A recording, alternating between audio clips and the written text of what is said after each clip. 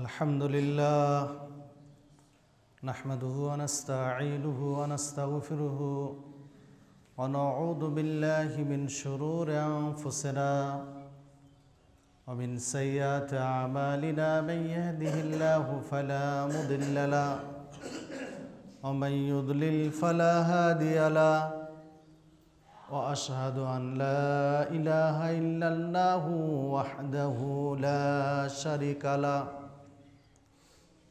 وأشهد أن محمدًا عبده ورسوله أرسله بالحق بشيرًا ونذيرًا وداعيًا إلى الله بإذنه وسراجًا منيرًا أما بعد فإن خير الحديث كتاب الله وخير الهدي هدي محمد صلى الله عليه وسلم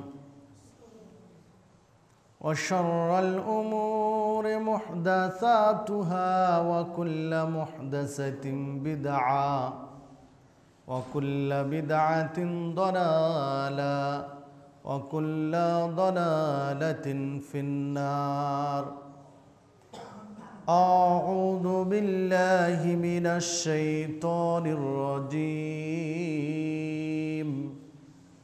بسم الله الرحمن الرحيم قاف والقرآن المجيد بل عجبوا أن جاءهم منذر منهم فقال الكافرون هذا شيء عجيب أإذا متنا وكنا ترابا ذلك رجع بعيد قد علمنا ما تنقص الأرض منهم وعندنا كتاب حفيظ وقال الله تعالى في موضع آخر تنزيل من رب العالمين ولو تقول علينا بعض الأقاويل لأخذنا منه باليمين ثم لقطعنا منه الوتين وقال الله تعالى في موضع آخر وما آتاكم الرسول فخذوه وما نهاكم عنه فانتهوا واتقوا الله إن الله شديد العقاب عن عبد الله بن عمر رضي الله عنه قال قال رسول الله صلى الله عليه وسلم بلغوا عني ولو آية وحدثوا عن بني إسرائيل ولا حرج من كذب عليه متعمدا فليتبوأ مقعده من النار رواه البخاري ومسلم وقال النبي صلى الله عليه وسلم من يقل علي ما لم يقل وفي رواية آخر قال النبي صلى الله عليه وسلم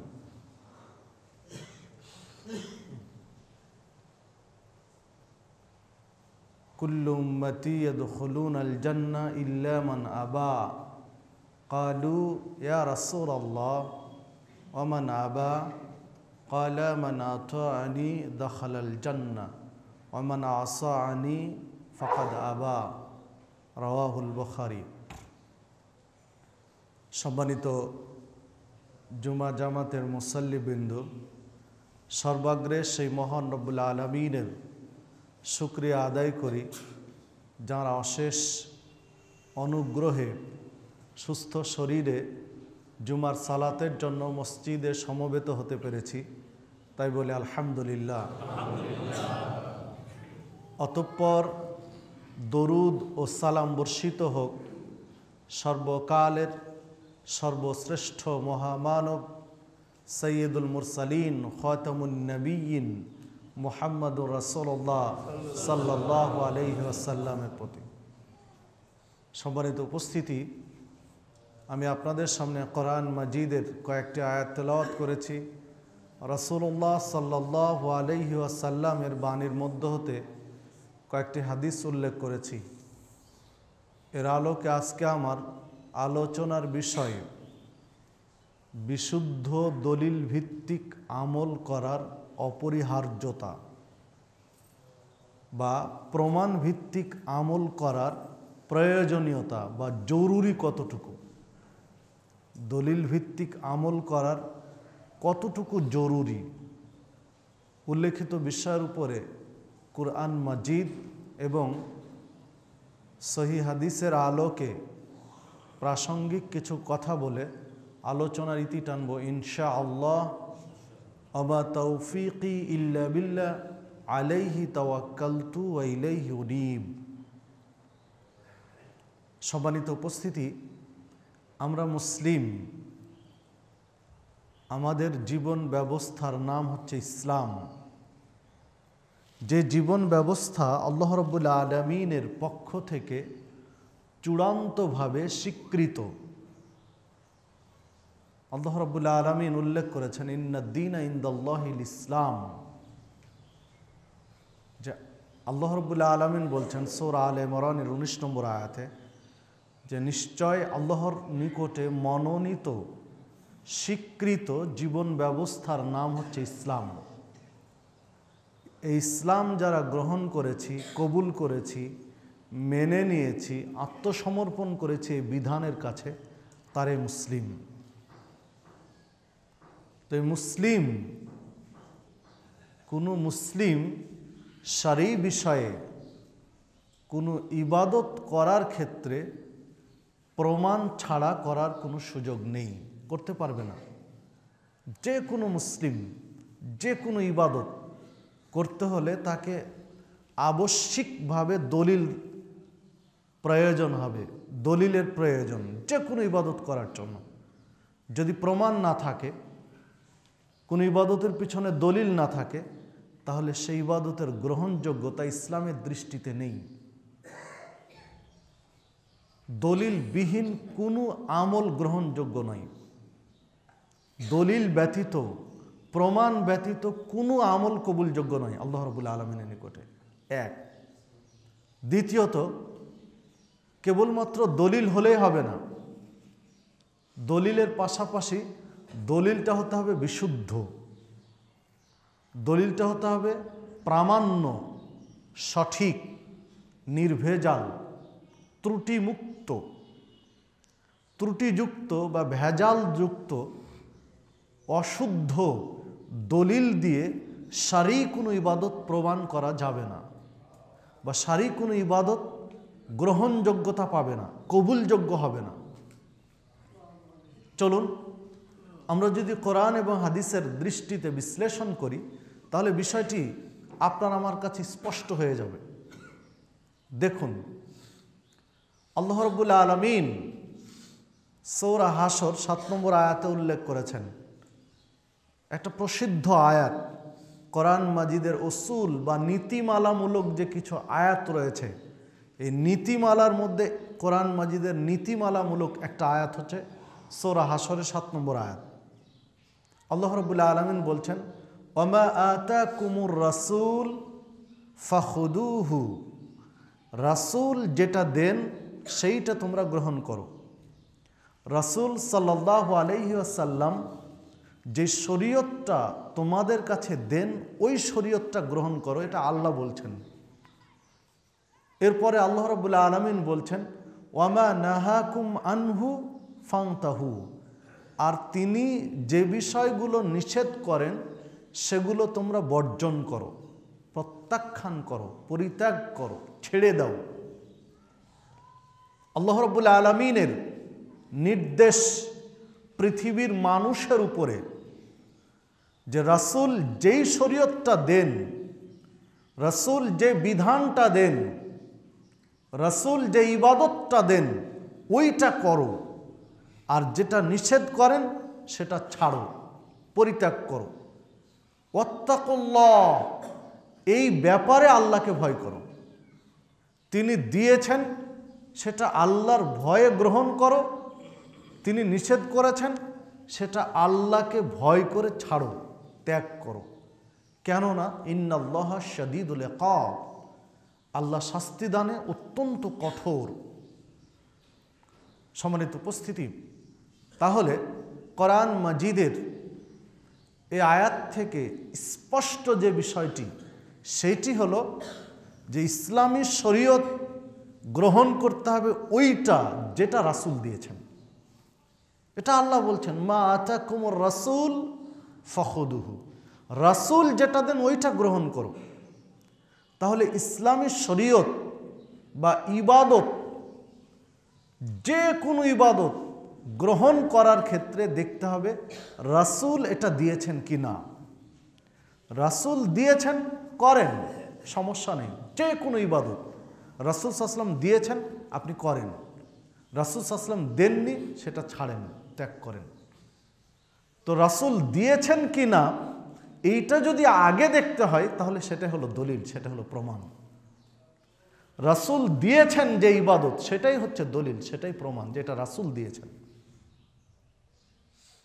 সালাত পড়বেন আপনি 2 রাকাত, আপনাকে দেখতে হবে এটা রাসূল দিয়েছেন কিনা। সিয়াম পালন করবেন, আপনাকে দেখতে হবে এটা রাসূল দিয়েছেন কিনা। হজ করবেন, দেখতে হবে রাসূল দিয়েছেন কিনা। যাকাত দিবেন, দেখতে হবে রাসূল দিয়েছেন কিনা। যেই পদ্ধতিতে আপনি করছেন এই পদ্ধতি রাসূল দিয়েছেন কিনা, ইবাদতের এই পদ্ধতি রাসূল দিয়েছেন কিনা। সম্মানিত উপস্থিতি, যদি দিয়ে থাকেন সেটা হলো দলিল, সেটাই প্রমাণ যে তিনি দিয়েছেন। নিশ্চিত হতে হবে এটা তিনি দিয়েছেন কিনা। আর যদি না দেন তাহলে ছেড়ে দিতে হবে, মানে প্রমাণ লাগবে, দলিল লাগবে। এক। দ্বিতীয়ত দেখুন, রাসূল সাল্লাল্লাহু আলাইহি ওয়াসাল্লাম যে শরীয়ত মুসলিম উম্মাকে দিয়েছেন, রাসূল সাল্লাল্লাহু আলাইহি ওয়াসাল্লাম যেই বিধান পদ্ধতি মানুষকে দিয়েছেন, প্রচার প্রসার করেছেন, বাস্তবায়ন করেছেন, এটা প্রকৃতপক্ষে আল্লাহ রাব্বুল আলামিনের বিধান। এটা প্রকৃতপক্ষে আল্লাহ দিয়েছেন, সেটাই তিনি এই জমিনে বাস্তবায়ন করেছেন। সূরা হাক্কা 43, 44, 45 এবং 46 নম্বর আয়াতে আল্লাহ রাব্বুল আলামিন বলছেন, তানজিলুম মির রাব্বিল আলামিন, এই বিধান, এই শরীয়ত আল্লাহর পক্ষ থেকে নাজিলকৃত। ইসলামী শরীয়ত, কোরআন মাজিদ বা ইসলামী জীবন ব্যবস্থা সরাসরি আল্লাহর পক্ষ থেকে নাজিলকৃত। ওয়ালাউ তাকাওয়ালা আলাইনা বা'দাল আকাওয়িল, আল্লাহ রাব্বুল আলামিন বলছেন, যদি তিনি তথা মুহাম্মদ সাল্লাল্লাহু আলাইহি ওয়াসাল্লাম নিজের পক্ষ থেকে কোনো বিষয় এই শরীয়ত হিসেবে চালিয়ে দিতেন, নবী সাল্লাল্লাহু আলাইহি ওয়াসাল্লাম যদি নিজের পক্ষ থেকে কোনো বিধান মুসলিম উম্মার উপরে চাপিয়ে দিতেন শরীয়ত হিসাবে, লা আখাদনা মিনহু বিল ইয়ামিন, আল্লাহ বলছেন আমি আল্লাহ তার ডান হাতকে ধরে ফেলতাম, আমি তার দক্ষিণ হস্ত ডান হাত ধরে নিতাম, যদি তিনি নিজের পক্ষ থেকে এই শরীয়ত প্রচার করতেন, বলতেন। সুম্মা লা কাতানা মিনহুল ওয়াতিন, এবং তার যে শিরা উপশিরাগুলো রয়েছে, তার যে রগ রয়েছে, গ্রীবাদেশ রয়েছে, গ্রন্থিগুলো রয়েছে, এইগুলো কাতানা, আমি আল্লাহ কেটে ফেলতাম, মানে তাকে জবেহ করে দিতাম। মুহাম্মদ সাল্লাল্লাহু আলাইহি ওয়াসাল্লামকে জবেহ করে দিতাম যদি তিনি নিজের পক্ষ থেকে শরীয়তের কোনো বিধান শরীয়ত হিসেবে চালিয়ে দিতেন মানুষের মাঝে। আল্লাহ বলছেন এই কথা কোরআন মাজিদে। আল্লাহ রাব্বুল আলামিন এমনটি করেননি।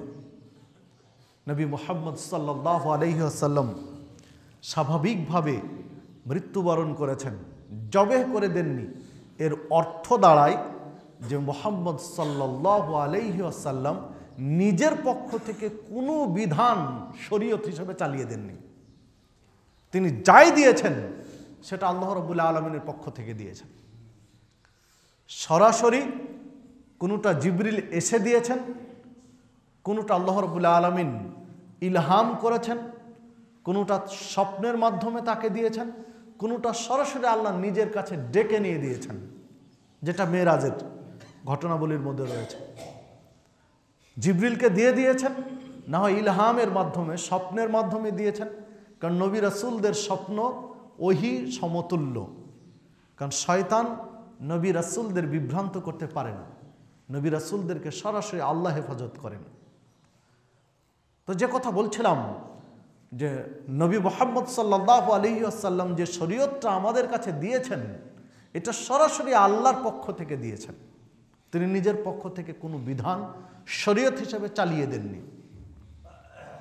সূরা নাজম 3 এবং 4 নম্বর আয়াতে আল্লাহ রাব্বুল আলামিন উল্লেখ করেছেন, ওমা ইয়ানতিকু আনিল হাওয়া ইন হুয়া ইল্লা ওয়াহয়ুন ইউহা।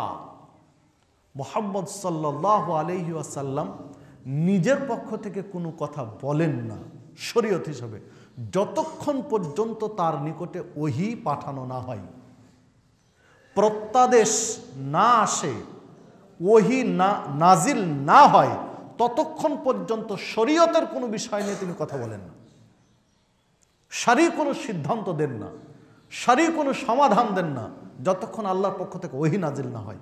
আল্লাহ বলছেন এই কথা। তাহলে প্রত্যেকটা বিধান ডাইরেক্ট অথবা ইনডাইরেক্ট, প্রত্যক্ষ অথবা পরোক্ষ, কোনো না কোনোভাবে আল্লাহ রাব্বুল আলামিনের নিকট থেকে ইশারা, ইঙ্গিত, সিগন্যাল পেয়েছেন, তারপরে তিনি দিয়েছেন। তাহলে ইসলামী শরীয়তের প্রত্যেকটা বিষয়ের প্রমাণ আছে, দলিল আছে। প্রত্যেকটা বিষয়ের, কোনো বিষয় এমনিতে চলে এসেছে এমনটি নয়।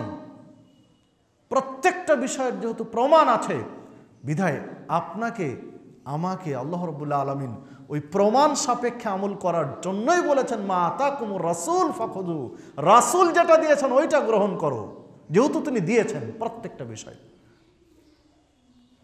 সম্মানিত উপস্থিতি, পাশাপাশি আরও কিছু ইঙ্গিত পাওয়া যায় কোরআন এবং সুন্নাহর মধ্যে।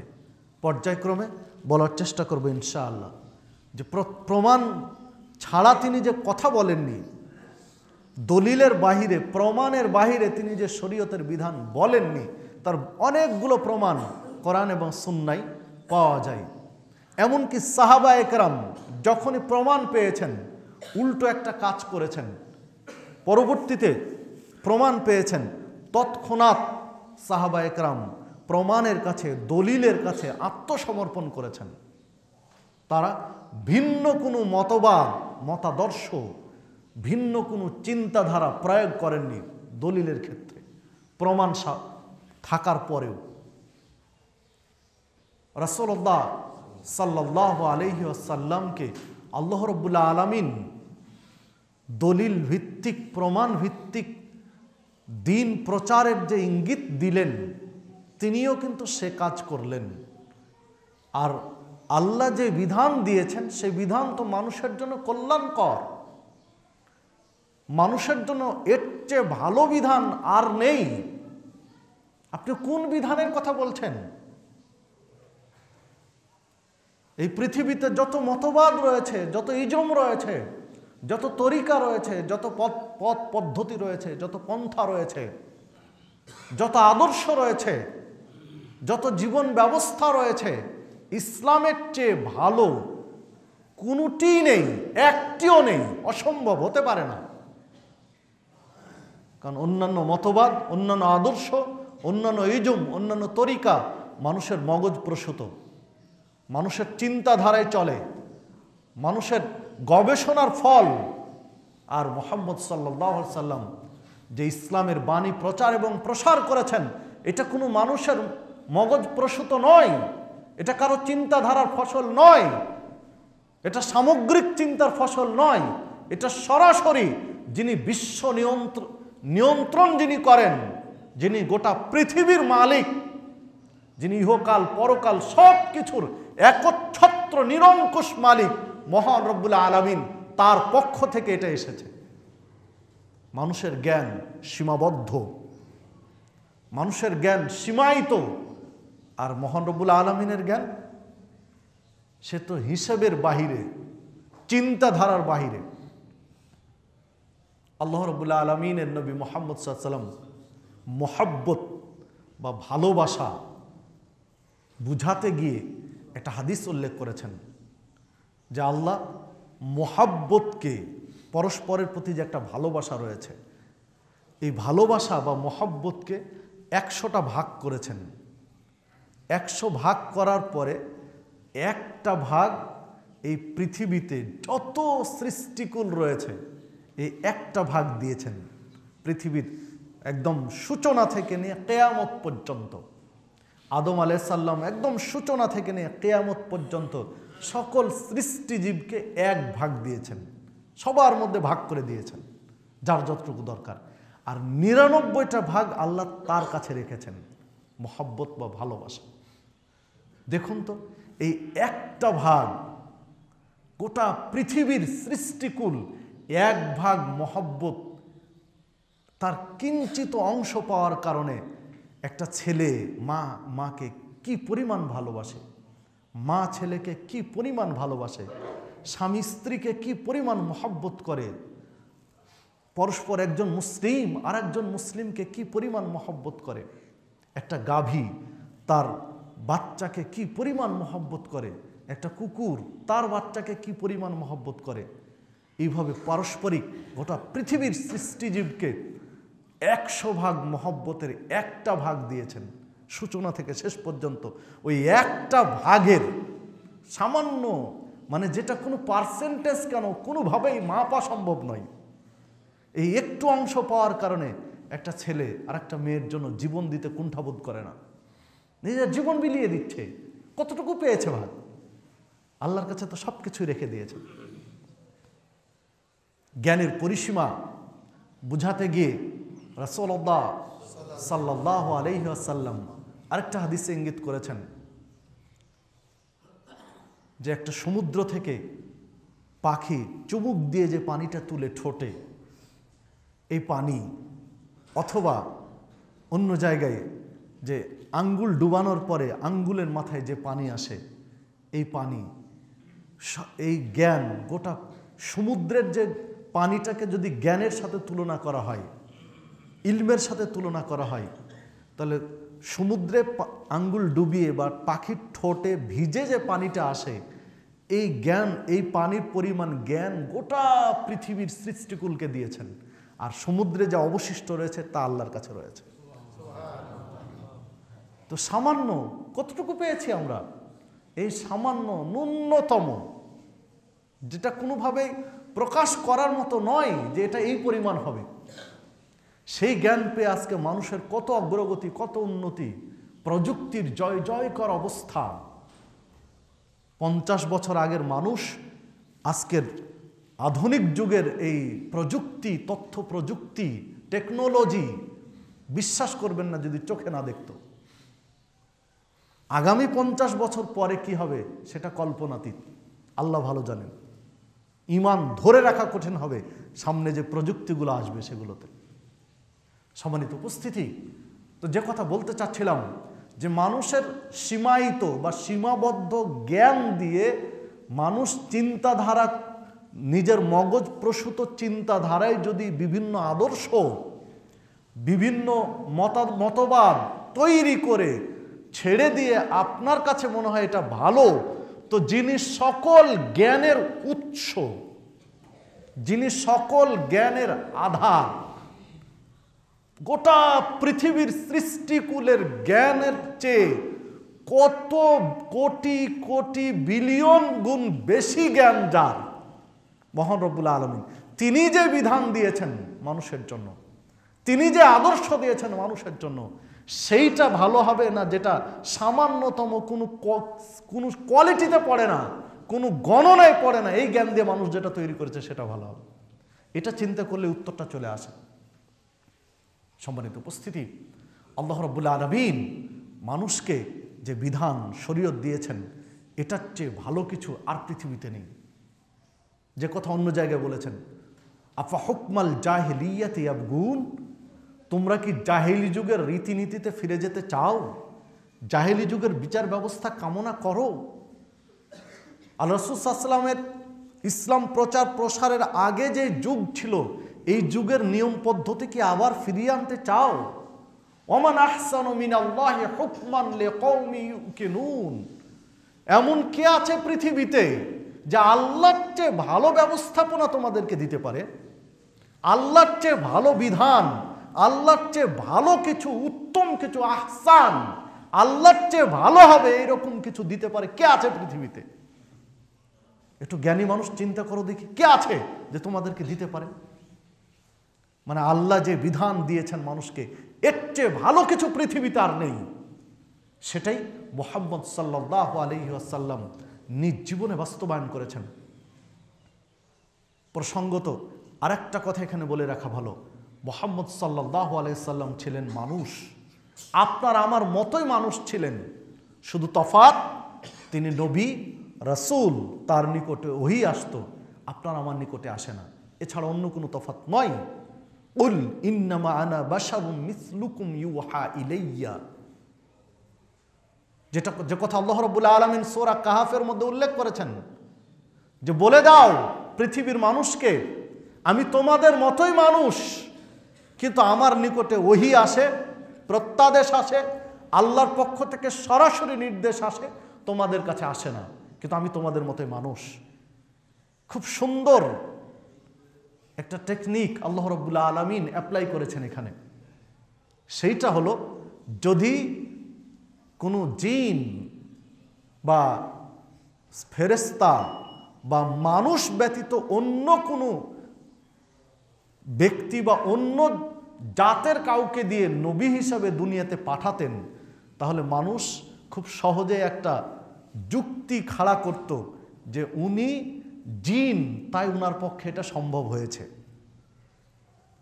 এই যে 5 ওয়াক্ত সালাত পড়া, সিয়াম পালন করা, হজ করা, জাকাত দেওয়া বা ইসলামের প্রত্যেকটা বিধান একদম নিয়মতান্ত্রিকভাবে ফলো করা, প্রত্যেক দিন, প্রত্যেক বছর, প্রত্যেক মাস, সব সময় সিস্টেম অনুযায়ী চলা, উনি জিন তাই সম্ভব হয়েছিল।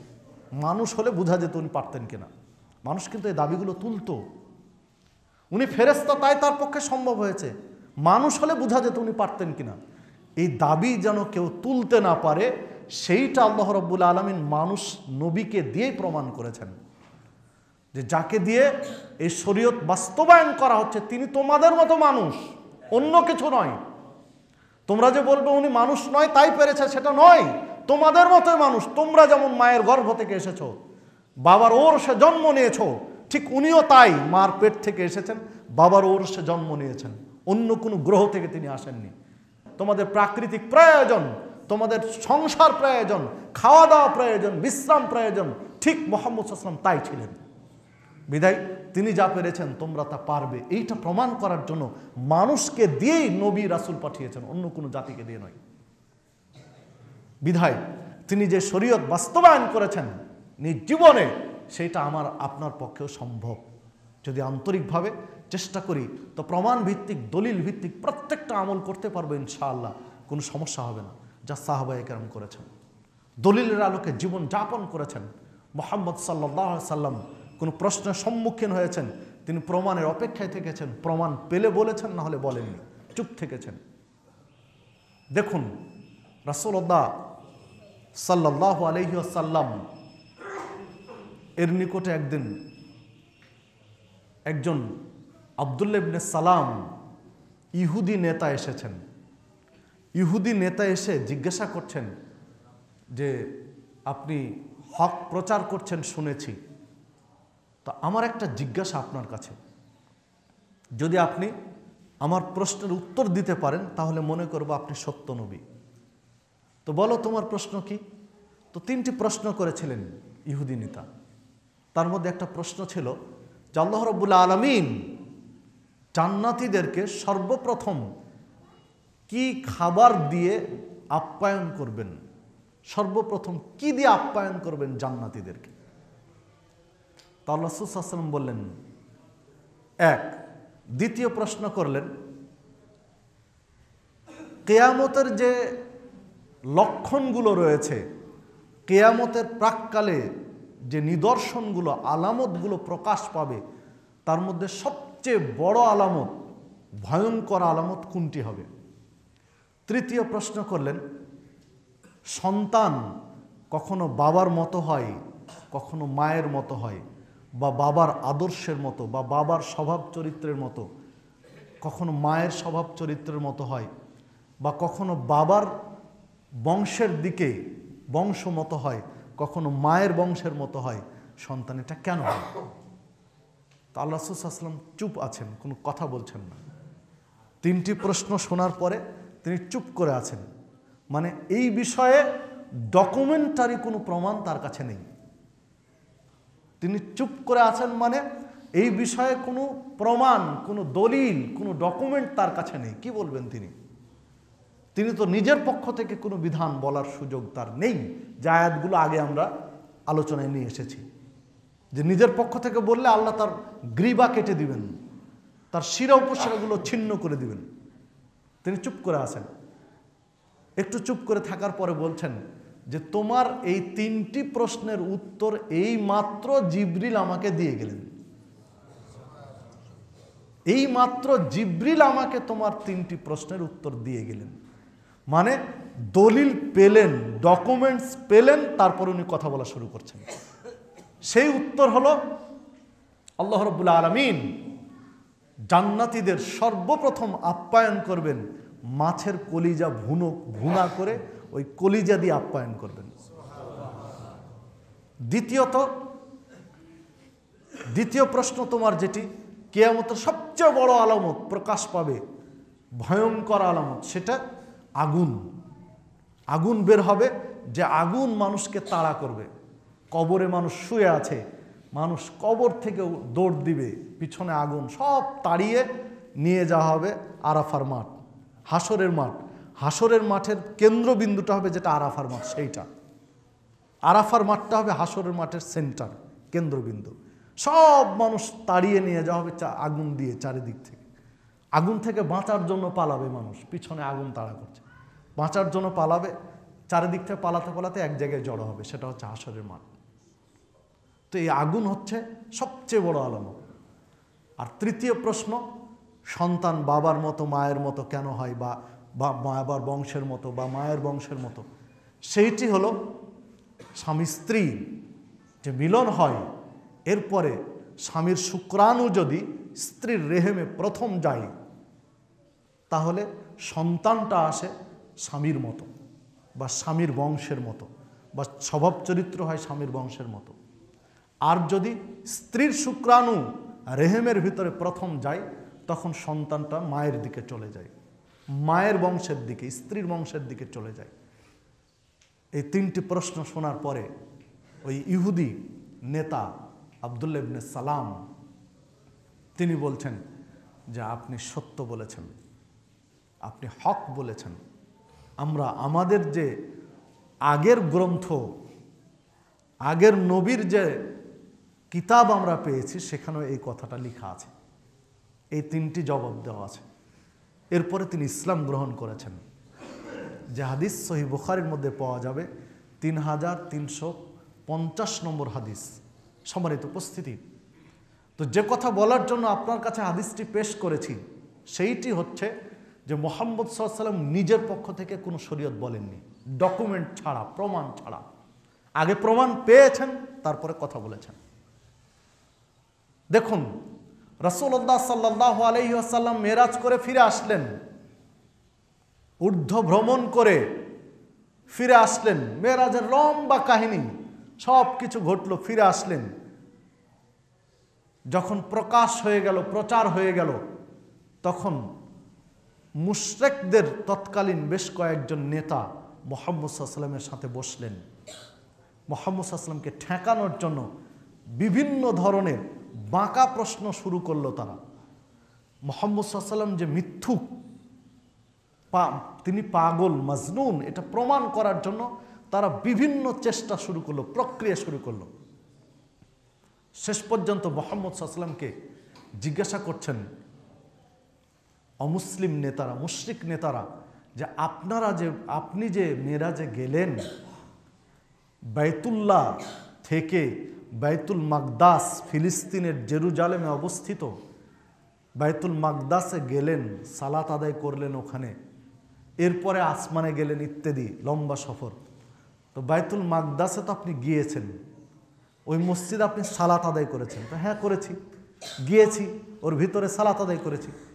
তাহলে বলুন তো বাইতুল মাকদাসের নিদর্শন কি কি আছে? মানে জানালা কয়টা আছে, বা দরজা কয়টা আছে, বা পিলার কয়টা আছে, বা কোন দিকে কি আছে, বা মসজিদের কয়টা কোণা আছে, বা ইত্যাদি। বাইতুল মাকদাসের নিদর্শনগুলো আপনি বলুন। একটা উদ্ভট প্রশ্ন নয় কি? একটা ফাউল প্রশ্ন নয় কি? কথার কথা, কেউ কাবা ঘর দেখে আসলো, এসে যদি এখন একজন হজ করে এসেছে, আপনাকে যদি জিজ্ঞাসা করা হয় যে কাবা ঘরের এই কোণা থেকে ওই কোণা কয় হাত বলেন তো কোন হাজী সাহেব আছেন যে কয় হাত মেপে আসবেন, বা কয় হাত মেপে আসবেন? কে আছেন? কয় ফিট মেপে এসেছেন? কে আছেন? এরকম একটা ফাউল প্রশ্ন নয় কি? উদ্ভট প্রশ্ন। মানে তাদের দৃষ্টিভঙ্গি হলো যে বলতে পারবে না, তখন আমরা বলবো দেখো তোমাদের নবী মিথ্যু। আল্লাহ রাসূল সাল্লাল্লাহু আলাইহি ওয়াসাল্লাম এই প্রশ্ন শোনার পরে চুপ হয়ে গেলেন, যে তিনি তো এভাবে গুণে দেখেননি। বাইতুল মাকদাসের ভিতরে কোথায় কি আছে না আছে এগুলো তো তিনি গুনে গুনে দেখেননি, কিভাবে বলবেন? আর তিনি তো উদ্ভট বলার সুযোগ তার নেই। ইচ্ছা মতো কিছু বলে দিবেন সেই সুযোগ তার নেই। আল্লাহর সিগন্যাল না পাওয়া পর্যন্ত তার বলার কিছুই নেই। আল্লাহ রাব্বুল আলামিন জিবরিলকে পাঠালেন, যাও তুমি এবার সহযোগিতা করো। আল্লাহ রাসূল সাল্লাল্লাহু আলাইহি ওয়াসাল্লাম বলছেন, যখন আমি চুপ করে আছি, কোনো উত্তর দিতে পারছি না, তখন আল্লাহর পক্ষ থেকে জিবরিল সরাসরি বাইতুল মাকদাসটা তুলে নিয়ে এসে আমার চোখের সামনে ধরলেন। চোখের সামনে যখন আমার বাইতুল মাকদাস তুলে ধরলেন, তখন আমি শুরু করলাম যে ঠিক আছে, তোমাদের বলো কি জানতে চাও বাইতুল মাকদাসে। তারা যে প্রশ্ন করে আমি দেখে দেখে বলছি, তারা যেটাই জিজ্ঞাসা করে আমি দেখে দেখে বলছি, এটা এখানে অমুক আছে, এই জায়গায় এই জিনিস আছে, এই জায়গায় এই জিনিস আছে, এই জায়গায় এই জিনিস আছে। সহিহ বুখারীর 3886 নম্বর হাদিস। তাহলে আপনি ভাবতে পারেন ইসলাম কোন জীবন ব্যবস্থা, যে আপনি যা মন চাই বলে দিবেন, যা খুশি তাই করবেন, এই সুযোগ আছে। যিনি এই ইসলাম ধর্মের প্রচারক, যিনি ইসলাম ধর্মের কাণ্ডারি, মূল ব্যক্তি, তিনি যা মন চায় তা বলেননি। আগে ডকুমেন্টস, তারপরে কথা বলেছেন। আগে প্রমাণ, তারপরে কথা বলেছেন, দলিল নিয়ে কথা বলেছেন। আপনি আমি তো তার আদর্শের অনুসারী। লাকাদ কানা লাকুম ফি রাসূলিল্লাহি উসওয়াতুন হাসানা। আল্লাহ রাব্বুল আলামিন সূরা আহজাব 21 নম্বর আয়াতে বলছেন, তোমাদের জন্য সর্বোত্তম আদর্শ, উসওয়ায়ে হাসানা, সর্বোত্তম আদর্শ হচ্ছেন মুহাম্মদ সাল্লাল্লাহু আলাইহি সাল্লামের আদর্শ। তিনি তো আপনার আমার জন্য আইডল, তিনি আপনার আমার জন্য আদর্শ। তাকে ফলো করতে হবে, অন্য কাউকে নয়। এই পৃথিবীর অন্য কাউকে ফলো করে কোনো মুসলিম নাজাত পাবে না। ফলো একজনকেই করতে হবে, তিনি হচ্ছেন মুহাম্মদ সাল্লাল্লাহু আলাইহি সাল্লাম। হ্যাঁ, মুহাম্মদ সাল্লাল্লাহু আলাইহি সাল্লামকে যিনি হুবহুব ফলো করেন, তাকে যদি কেউ ফলো করে সেটা ভিন্ন কথা। তাকে ফলো করলে তো তিনি প্রকারান্ত মুহাম্মদ সাল্লাল্লাহু আলাইহি সাল্লামকে ফলো করছেন। তাহলে আপনাকে এমন একজন ব্যক্তিকে আইডল হিসেবে গ্রহণ করতে হবে, যিনি সরাসরি মুহাম্মদ সাল্লাল্লাহু আলাইহি সাল্লামকে আইডল হিসেবে গ্রহণ করেছেন, আদর্শ হিসেবে গ্রহণ করেছেন, অন্য কাউকে নয়। কারণ মুহাম্মদ সাল্লাল্লাহু আলাইহি সাল্লাম নিজের পক্ষ থেকে কিছু বলেননি, তিনি দলিলের আলোকে প্রমাণ ভিত্তিক প্রত্যেকটা কথা বলেছেন, প্রত্যেকটা কাজ করেছেন। আর যেটা আল্লাহ দিয়েছেন। আবু দাউদের মধ্যে একটি হাদিস বর্ণিত হয়েছে, 145 নম্বর হাদিস। ওযুর শিক্ষা দিয়ে যখন থুতনির নিচে 1 চুল্লি পানি দিতে বললেন, সাহাবীরা অবাক হয়ে তাকিয়েছিলেন। সাহাবীদের দৃষ্টিভঙ্গিটা ছিল যে 1 চুল্লি না বেশি দিবেন ইত্যাদি। তখন আল্লাহ রাসূল সাল্লাল্লাহু আলাইহি ওয়াসাল্লাম বলছেন, 1 চুল্লি পানি দিতে বলেছেন। তখন আল্লাহ রাসূল সাল্লাল্লাহু আলাইহি ওয়াসাল্লাম বলছেন, হাকাদা আমারানি রব্বি, তোমরা এভাবে তাকাচ্ছ কেন? বেশি দিতে হবে ভাবছো যে দাড়ি ভিজবে না বা থুতনি ভিজবে না? হাকাদা আমারানি রব্বি, আরে আমার রব আমাকে এভাবেই শিখিয়েছেন যে 1 চুল্লি দিতে হবে, এই পানি 1 চুল্লি থুতনির নিচে দিতে হবে, এটাও আমার রব আমাকে এভাবে শিখিয়েছেন। তাহলে তিনি নিজের পক্ষ থেকে 1 চুল্লি পানি দেওয়ার কথা বলেননি। পুরো অজুর কথা বাদ দিলাম, 1 চুল্লি পানিটা পর্যন্ত আল্লাহ শিখিয়ে দিয়েছেন। আল্লাহ বলেছেন যে তুমি এভাবে পানি দিও। কখনো ডাইরেক্ট দিয়েছেন, কখনো ইনডাইরেক্ট, কিন্তু আল্লাহর নির্দেশনা ছাড়া তিনি কোন শরীয়তের বিধান দেননি, কোন শরীয়তের বিষয়ে কথা বলেননি। সম্মানিত উপস্থিতি, রাসূলুল্লাহ সাল্লাল্লাহু আলাইহি ওয়াসাল্লাম রমাজান মাসে বের হয়েছেন, সকালবেলা একদম প্রত্যুষে সাহাবীদের সামনে বের হয়েছেন লাইলাতুল কদর কোন রাত্রি বলার জন্য। কদর কোন রাত্রি এটা বলবেন বের হয়েছেন। তো পথিমধ্যে 2 জন ব্যক্তি তর্কে লিপ্ত হয়ে আছে, ঝগড়া করছে, তর্ক করছে কোনো একটা বিষয়ে, শরীয়ত একটা বিষয় নিয়ে তারা তর্কে লিপ্ত, ঝগড়া করছে। তো আল্লাহ রাসূল সাল্লাল্লাহু আলাইহি ওয়াসাল্লাম তাদের ঝগড়ার সময় তাদের কাছে গেলেন, গিয়ে দাঁড়ালেন। আল্লাহ রাসূল সাল্লাল্লাহু আলাইহি ওয়াসাল্লাম দাঁড়ালে তারা ঝগড়া থামিয়ে দিল। এইবার আল্লাহ রাসূল সাল্লাল্লাহু আলাইহি ওয়াসাল্লাম বলছেন যে আমি এসেছিলাম তোমাদের কাছে কথা বলার জন্য, যে লাইলাতুল কদর কোন রাত্রি এটা বলার জন্য। এটা আল্লাহ আমাকে দেখিয়েছেন, কদর কোন রাত্রিতে হবে এটা আল্লাহ আমাকে দেখিয়েছেন। তো আমি বললাম, মনে করলাম যে তোমাদেরকে জানিয়ে দিব যে কদর কোন রাত্রিতে হবে। ওই 1 রাত্রি জাগবে 1000 মাসের চেয়েও বেশি নাকি পেয়ে যাবে, এই জানাবো বলে বের হলাম। কিন্তু তোমাদের এই যে 2 জন ব্যক্তি ঝগড়া করছিলে, তর্ক করছিলে, এই তোমাদের তর্কে আমি যখন ঢুকে গেলাম, আমার ব্রেন থেকে ওটা আউট হয়ে গেছে, ভুলে গেছি আমি। ফলে আমি আর বলতে পারলাম না তোমাদেরকে যে কদর কোন রাত্রি, আর বলা সম্ভব হলো না। বিধায় তাহাররাও লাইলাতুল কদর ফিল বিত্রি মিন আশরিল আওয়াখির, রমাজানের শেষ দশকের বিজয় রাত্রিগুলো এবার তোমরা খুঁজো। আমি নির্দিষ্ট করে বলতে আর পারলাম না, মানে ওটা তার স্মৃতি থেকে আল্লাহ তুলে নিয়েছেন, এই জন্য তিনি আর বললেন না। পেয়েছিলেন ডকুমেন্টস কিন্তু ভুলে গেছেন, আর তিনি বললেন না। 2016 নম্বর হাদিস সহিহ বুখারীর, তিনি ডকুমেন্টস পেয়েছিলেন, কদর কোন রাত্রি দলিল পেয়েছিলেন, কিন্তু দলিল তার মাথা থেকে হারিয়ে গেছে, বিধায় তিনি আর বলেননি 5 রাত্রি খুঁজো, বিজয় রাত্রিগুলো খুঁজো। আরেক জায়গায় বলেছেন যে তর্ক বিতর্ক তোমরা করো না, এটা সবচেয়ে খারাপ। মানে তর্কের কারণে, এই ঝগড়াটে মানসিকতার কারণে একটা বিধান আল্লাহ রাসূল সাল্লাল্লাহু আলাইহি ওয়াসাল্লাম ভুলে গেছেন, এটাকে নিরুৎসাহিত করেছেন। আমরা মামুলি বিষয় নিয়ে তর্কে লিপ্ত হয়ে যাই, ঝগড়া করি, শরীয়তের বিষয় নিয়ে তর্ক করছি একজন আর একজনের সাথে। এগুলো তর্ক কেন? পরস্পর আলোচনা করে, যদি জানা থাকে ভালো, না জানা থাকলে চুপ থাকতে হবে, যিনি জানেন তার কাছ থেকে জেনে নিতে হবে। কিন্তু না জেনে তর্ক করব, এটা নয়। ভাবখানে এরকম, চায়ের স্টলে বসলে মনে হয় সবগুলো মুফতি,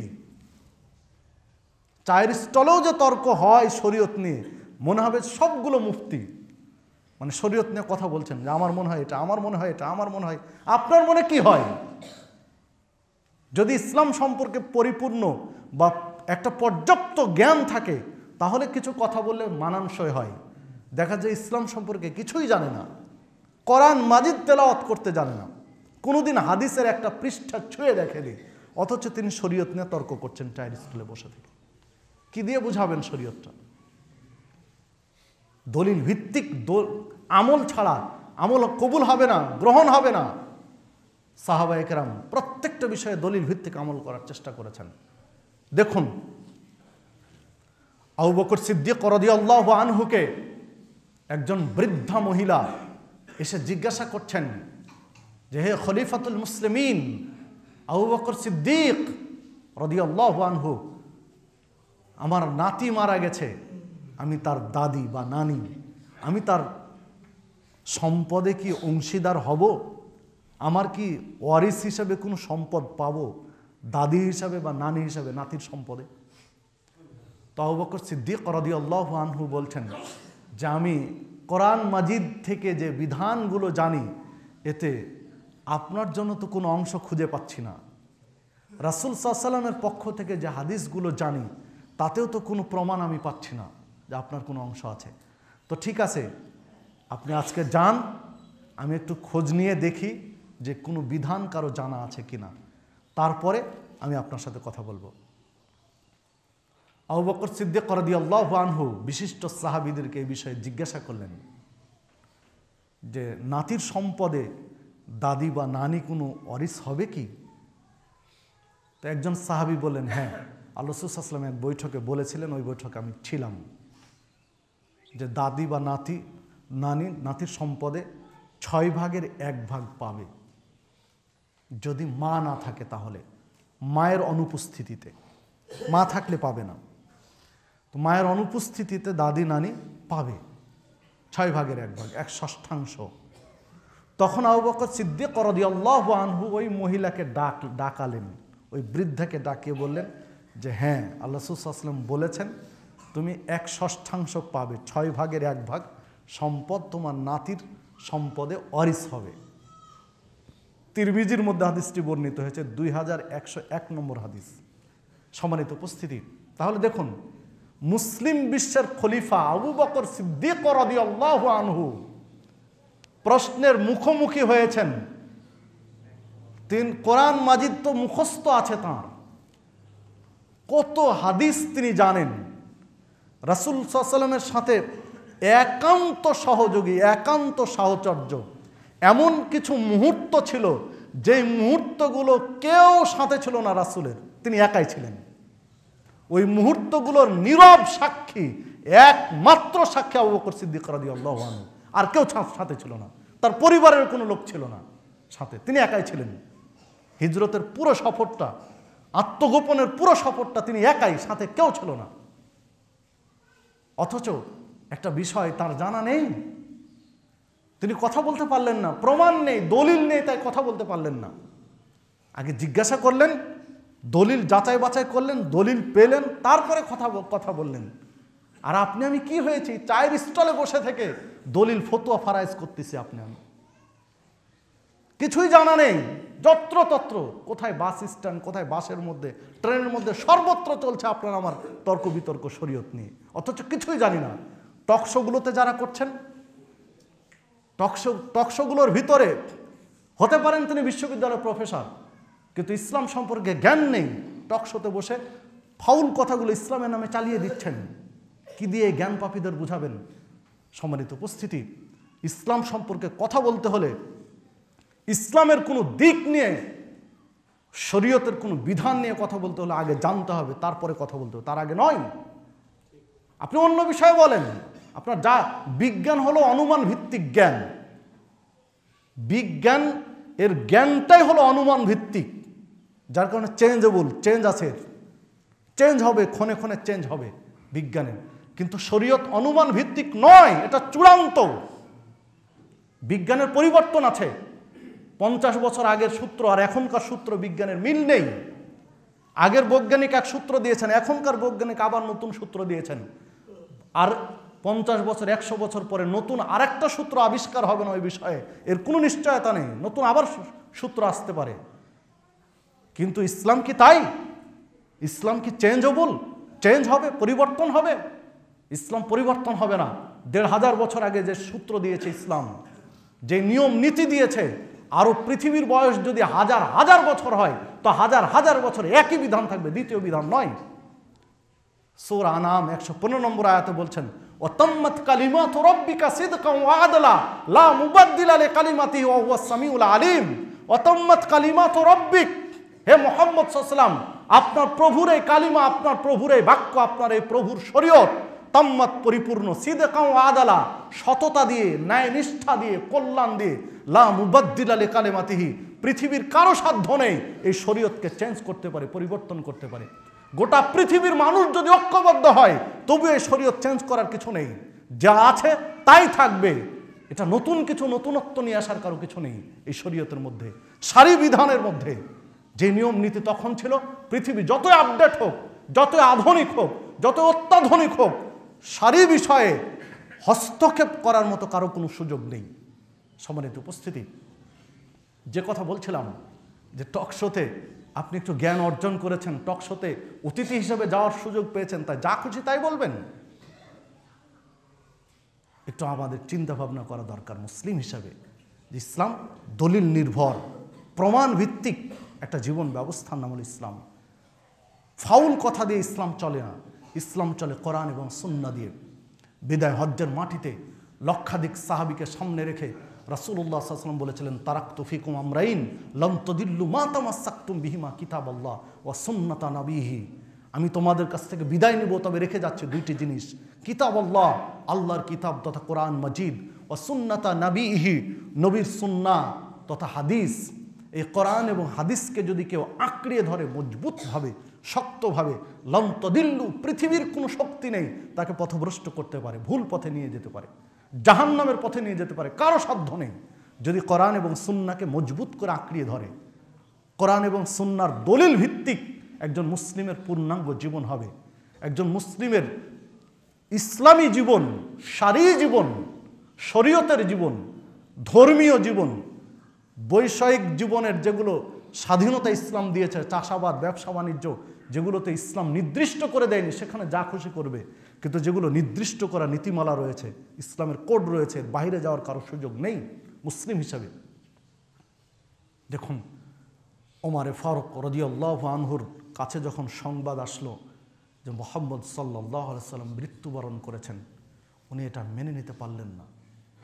রাসূল সাল্লাল্লাহু আলাইহি ওয়াসাল্লামকে এতটাই মহব্বত করতেন, এতটাই ভালোবাসতেন, কেননা যে বৈঠকে ওমর ফারুক রাদিয়াল্লাহু আনহু বলেছিলেন যে রাসূল সাল্লাল্লাহু আলাইহি ওয়াসাল্লাম, আমি আপনাকে সবচেয়ে বেশি ভালোবাসি আমার জীবন ব্যতীত। তো আল্লাহ রাসূল সাল্লাল্লাহু আলাইহি ওয়াসাল্লাম বলেছিলেন, উমর হয়নি, হলো না, এটা এতটুকু যথেষ্ট নয়, মানে জীবনের চেয়ে বেশি ভালোবাসতে হবে। তখন বলেছিলেন যে আল্লাহ রাসূল সাল্লাল্লাহু আলাইহি ওয়াসাল্লাম, আমি এখন থেকে আপনাকে আমার জীবনের চেয়ে বেশি ভালোবাসি। আপনার শরীয়ত সুন্নাহ বাস্তবায়ন করতে যদি আমার জীবন দিতে হয় তো আমি রাজি আছি। তখন আল্লাহ রাসূল সাল্লাল্লাহু আলাইহি ওয়াসাল্লাম বলেছেন, আল-আন ইয়া উমর, উমর এইবার হয়েছে। সহিহ বুখারীর 6632 নম্বর হাদিস।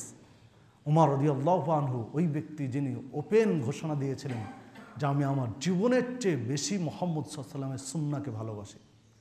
তো যখন রাসূল সাল্লাল্লাহু আলাইহি ওয়াসাল্লাম মৃত্যুবরণ করেছেন, এই কথা তাকে বলা হলো, তখন বলছেন না, অসম্ভব, মানে এত বেশি ভালোবাসেন, মেনে নিতে পারলেন না। ভালোবাসা এত বেশি ছিল যে মৃত্যুবরণ করেছেন, এটা হতে পারে না। মুহাম্মদ সাল্লাল্লাহু আলাইহি ওয়াসাল্লাম মারা যাবেন মানে জীবনের চেয়ে তাকে বেশি ভালোবাসি, তার মৃত্যু মেনে নিতে তিনি পারলেন না। সরাসরি বাড়ি থেকে তরবারি নিয়ে রাস্তায় বের হলেন। যে ব্যক্তি বলবে আমার সামনে যে রাসূল সাল্লাল্লাহু আলাইহি ওয়াসাল্লাম মারা গেছেন, আমার এই তরবারি তাই ফয়সালা করবে, তার বডিতে, তার দেহে আমি তার মাথা রাখবো না, তার মাথা আলাদা করে দেবো বডি থেকে। যে আমার সামনে বলবে রাসূল সাল্লাল্লাহু আলাইহি ওয়াসাল্লাম মারা গেছেন, এটা কিসের কারণে? স্রেফ মহব্বত, ভালোবাসা। রাস্তায় বের হলেন। উমর রাদিয়াল্লাহু আনহুর সামনে কে কথা বলবে? কার সাহস আছে? শয়তান যাকে ভয় পায়, শয়তান পর্যন্ত ভয় পেত উমর রাদিয়াল্লাহু আনহুকে। সামনে কেউ কথা বলার সাহস পাচ্ছে না, খোলা তরবারি নিয়ে রাস্তায় বের হয়েছেন। কেউ সামনে যদি বলে যে মুহাম্মদ সাল্লাল্লাহু আলাইহি ওয়াসাল্লাম মারা গেছেন, তো হত্যা করবেন তাকে। সাহাবীরা দৌড় দিয়ে গেলেন আবু বকর সিদ্দিক রাদিয়াল্লাহু আনহুর কাছে। বিজ্ঞ, বয়োজ্যেষ্ঠ, ধৈর্যশীল সাহাবী আবু বকর সিদ্দিক রাদিয়াল্লাহু আনহু। আবু বকর সিদ্দিক রাদিয়াল্লাহু আনহুকে গিয়ে বলছেন, সর্বনাশ হয়ে গেল। কি? উমর রাদিয়াল্লাহু আনহু তরবারি নিয়ে রাস্তায় বের হয়েছেন, কেউ যদি বলে মুহাম্মদ সাল্লাল্লাহু আলাইহি ওয়াসাল্লাম মারা গেছেন, তো তাকে তিনি হত্যা করবেন। তখন আবু বকর সিদ্দিক কোনো কথা না বলে ছুটে আসলেন উমর রাদিয়াল্লাহু আনহুর কাছে। এসে কিছুই বলেননি যে উমর তুমি ভুল করছো, তোমার ভুল হচ্ছে, তুমি শুধরে নাও, মানুষ মরণশীল ইত্যাদি কোনো কথা না বলে আউযু বিল্লাহি মিনাশ শাইতানির রাজিম এরপরে একটা আয়াত পাঠ করলেন, ওমা মুহাম্মাদুন ইল্লা রাসূলুন কদ খালাত মিন ক্বাবলিহি রাসূল আফা ইন মাতা আও কুতিলা। যে মুহাম্মদ সাল্লাল্লাহু আলাইহি ওয়াসাল্লাম তিনি তো রাসূল ব্যতীত কিছু নন, যদি তিনি মৃত্যুবরণ করেন অথবা তাকে কেউ হত্যা করে, তাহলে তোমরা অস্বীকার করবে? আল্লাহর এই বিধান, আল্লাহর এই বাণী, এই দলিলটা শুধু পেশ করলেন। ওমর রাদিয়াল্লাহু আনহু তরবারিটা ফেলে দিয়ে বলছেন যে আয়াত তো আমিও জানি, কিন্তু আমি ভুলে গেছিলাম। আমার মহব্বতটা এত বেশি হয়েছিল রাসূলের প্রতি, আমি মেনে নিতে পারছিলাম না। আল্লাহ আবু বকর সিদ্দিক রাদিয়াল্লাহু আনহুর অন্তরটা প্রশস্ত করে দিন। কেন জানি আমার কাছে মনে হলো যে কেবলই আয়াতটা নাজির হয়েছে আবু বকরের উপরে, আর আবু বকর আমাকে বলছেন। আমিও তো জানি আয়াত। সম্মানিত উপস্থিতি, আল্লাহ রাসূল সাল্লাল্লাহু আলাইহি ওয়াসাল্লামকে কি পরিমাণ মহব্বত করতেন যে তিনি স্বীকার করতে চাননি, তরবারি নিয়ে বের হয়েছেন। কিন্তু যখন দলিল পেশ করা হলো তখন একদম বাচ্চার মতো ঠান্ডা হয়ে গেলেন। যিনি হত্যা করার জন্য নগ্ন তরবারি নিয়ে রাস্তায় বের হয়েছেন, তিনি একজন বাচ্চার মতো নীরব হয়ে গেলেন, একটা দলিলের কাছে আত্মসমর্পণ করলেন। আপনি আমি মুসলিম, আপনার আমার চিন্তা চেতনা এমনটাই হবে। অনেক রাগ করেছি কোনো বিষয়ে, দলিল পেশ করা হয়েছে, তখন আর কোনো যুক্তি নয়, একদম মাথা পেতে শিশুর মতো মেনে নেওয়া, তার নাম তো মুসলিম। অকালু সামিনা ওয়া আতানা, যখন তাদেরকে বলা হয় অকালু, তারা বলে সামিনা ওয়া আতানা, আমার বিধান যখন তাদের কাছে বলা হয় তখন তারা বলে আমরা শুনলাম আর মেনে নিলাম। শোনার পরে আর তর্কে লিপ্ত হয় না। তারাই তো প্রকৃত মুসলিম, তারাই তো প্রকৃত মুমিন। আপনাকে আমাকে তো সেই কোয়ালিটির, সেই পর্যায়ের হতে হবে। আজকে দলিল নেই, যা খুশি তাই করছি, প্রমাণ ছাড়াই। যে আয়াতটি বললাম এটি সূরা আলে ইমরানের 144 নম্বর আয়াত, আর পুরো ঘটনাটি পাওয়া যাবে সহিহ বুখারীর 4454 নম্বর হাদিসে, সহিহ বুখারীর পাশাপাশি আরও কয়েকটি হাদিসে ঘটনাগুলো ছিটে ফোটা বিভিন্নভাবে এসেছে। কয়েকটি হাদিসের সমন্বয়ে পুরো ঘটনাটি পাওয়া যাবে। তো দেখুন, একজন মুসলিম হিসেবে প্রত্যেকটি বিষয় আমাকে দলিল ভিত্তিক, প্রমাণ ভিত্তিক করতে হবে। কত কাজ করছি যার কোনো ডকুমেন্টস নেই, প্রমাণ নেই। ফরজ সালাতের পরে হাত তুলে মোনাজাত, এই নিয়ে কত ফিতনা আগেও হয়েছে, এখনও হচ্ছে, যদিও বা আগের চেয়ে এখন কিছু কমেছে। কতজনের চাকরি হারিয়ে গেছে মসজিদ থেকে, ইমামতির চাকরি হারিয়েছে। কতজন আলেম ওলামা লাঞ্ছিত হয়েছেন, মার খেয়েছেন, অপমানিত হয়েছেন ফরজ সালাতের পরে সম্মিলিত মোনাজাতকে নিয়ে। অথচ মুহাম্মদুর রাসূলুল্লাহ সাল্লাল্লাহু আলাইহি ওয়াসাল্লাম, তাঁর উপরে সালাত ফরজ হয়েছে, তিনি মৃত্যু পর্যন্ত প্রত্যেকটা সালাতের ইমামতি করেছেন। মাত্র কয়েকটা ওয়াক্তে অসুস্থতার কারণে পারেননি, সেই কয়েক ওয়াক্ত, মাত্র কয়েক ওয়াক্ত আবু বকর সিদ্দিক রাদিয়াল্লাহু আনহুকে দিয়ে পড়িয়েছিলেন। বাকি পুরো সালাত তিনি জামাতে ইমামতি করে আদায় করেছেন। অথচ কোনো দিন হাত তুলে সালাম ফিরানোর পরে হাত তুলে মোনাজাত করলেন ফরজ সালাতের পরে, আর সাহাবায়ে কেরাম আমিন আমিন করলেন, এর কোনো দলিল নেই, কোনো প্রমাণ নেই। আল্লাহ রাসূল সাল্লাল্লাহু আলাইহি ওয়াসাল্লাম ফরজ সালাতের পরে হাত তুলে মোনাজাত করলেন আর সাহাবীরা আমিন আমিন করলেন, এই মর্মে কোনো দলিল নেই, কোনো প্রমাণ নেই। অথচ এটা কোন তোয়াক্কাই করছে না। অনেক আলেম ওলামাও পিছনে ছুটছে, এটার দলিল নেই, সে বিষয়ে আমরা কেন বাড়াবাড়ি করছি? মিলাদ, কিয়াম, শবে বরাত, শবে মেরাজের যে সিয়াম ইবাদত নিয়ে বাড়াবাড়ি করছে, এগুলোর কোনো প্রমাণ আছে? এগুলোর কোনো দলিল আছে? অযথাই ছুটছি। দেখুন, দুই আজানের প্রসঙ্গ যদি আসে, হ্যাঁ, দুই আজানের দলিলের একটা ভিত্তি আছে, তারপরে তো বিশ্লেষণ আছে। উসমান রাদিয়াল্লাহু আনহু দুই আজান আল্লাহ রাসূল সাল্লাল্লাহু আলাইহি ওয়াসাল্লাম দেননি জুমার দিনে। আবু বকর সিদ্দিকের খেলাফত আমলে দুই আজান হয়নি, উমর রাদিয়াল্লাহু আনহুর খেলাফত আমলে দুই আজান হয়নি জুমার দিনে। উসমান রাদিয়াল্লাহু আনহুর 12 বছর খেলাফত আমলের প্রথম 6 বছরে বা প্রথম অর্ধে দুই আজান হয়নি, কিন্তু শেষের অর্ধে তিনি দুই আজান দিয়েছেন। লোক সংখ্যা যখন বেড়ে গেল, অনেক বেশি হয়ে গেল, মসজিদে নববী থেকে কিছু দূরে 1 কিলোমিটার বা কোয়ার্টার কিলোমিটার দূরে জাউরা নামক বাজার বসত জুমার দিনে। ওই বাজারে লোক সংখ্যা, লোক সমাগম হতো কেনাকাটার জন্য। মসজিদের আজান তারা শুনতে পেতেন না, কারণ আজান তো মুখে আজান হতো, শুনতে পেতেন না। তো তাদেরকে জানিয়ে দেওয়ার জন্য মসজিদের আজানের আগে একটা আজান ওখানে দেওয়া হতো। মসজিদ থেকে কোয়ার্টার কিলোমিটার বা প্রায় কিলোমিটার দূরে বাজারে একটা আজান দিতে বললেন, আর মসজিদে এসে মূল আজান হলো, যেন ওই আজান শোনার পরে সকলে চলে আসতে পারে, সাবধান হতে পারে। কিন্তু একটা বিতর্ক, হালকা বিতর্ক ছিল, যেটা মনে হয় যখন আলী রাদিয়াল্লাহু আনহু খলিফা হলেন, চতুর্থ খলিফা হলেন, তখন এই বিতর্ক উঠলে তিনি আবার আজান বন্ধ করে দিলেন। যে বাজারের আজান নয়, মসজিদের আজানই চলুক, ওটা বন্ধ করে দিলেন। মানে তাহলে বোঝা গেল এই বিতর্ক তখনই একটা সমাধান করেছেন আলী রাদিয়াল্লাহু আনহু। পরবর্তীতে এসে আবার বিতর্ক হয়েছে, আবার চালু করেছেন পরবর্তী 4 খলিফার পরে আব্বাসী ও উমাইয়া খলিফাদের কেউ কেউ করেছেন সেগুলো। তো এই বিতর্কের সমাধান তো আলী রাদিয়াল্লাহু আনহু দিয়েই গেলেন আপনাকে আমাকে। ওই বিতর্ক নতুন করে জাগানোর কোনো প্রয়োজন আছে? এই বিতর্ক করে ঝামেলা করা, মসজিদ ভাঙা, সমাজ ভাঙা, এগুলোর প্রয়োজন আছে? আর একটা দিক দেখুন, এগুলো যারা করছে অনেক সময় জিদ করে, গোঁড়ামি করে, শরীয়তকে উপেক্ষা করে এগুলো করছে। অনেক সময় জিদ, হঠকারিতা করে, মানে বেশি পরহেজগারিতা দেখাতে গিয়ে শরীয়ত উপেক্ষা করে, শরীয়তের বাইন্ডিংয়ের বাহিরে গিয়ে, সীমারেখার বাহিরে গিয়ে, বর্ডার ক্রস করে গিয়ে শরীয়ত চলবে। চালাচ্ছি তো আমরা, চলছে তো। কোনো প্রমাণ কেউ দেখাতে পারবেন যে ওয়াক্ত হওয়ার আগে সাহাবায়ে কেরাম আজান দিয়েছেন, ওয়াক্ত হয়নি আজান হয়েছে? এরকম কোনো ডকুমেন্টস কেউ দেখাতে পারবেন যারা এগুলো টিকিয়ে রাখছেন, সমাজে টিকিয়ে রাখছেন? অনেক সময় মাতব্বর যারা রয়েছেন সমাজে, তারা টিকিয়ে রাখছেন। যারা মসজিদের ইমাম, খতিব, আলেম ওলামা, তারা অনেক সময় চেঞ্জ হতে চান, পরিবর্তন হতে চান, কিন্তু কিছু মরল মাতব্বরের কারণে চেঞ্জ করতে পারে না।